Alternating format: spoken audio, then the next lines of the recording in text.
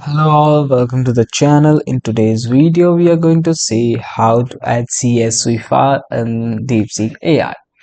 First, you need to go to the DeepSeek AI page. Then after going to it, you need to go to this option behind the search bar where you can see the text extraction option only, and then click on it. You can see that files of your device. So click on CSV file which you want to upload. After that, click on open. After opening it, give a proper prompt or a proper task to do.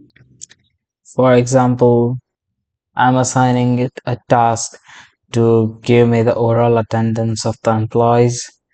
So by prompting it, I'm going to enter it.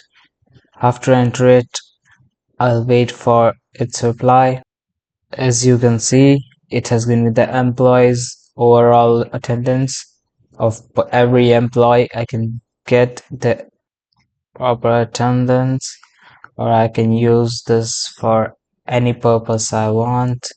It's up to me how I want to use it, and you can also use it for your various tasks. So you can use it in this way.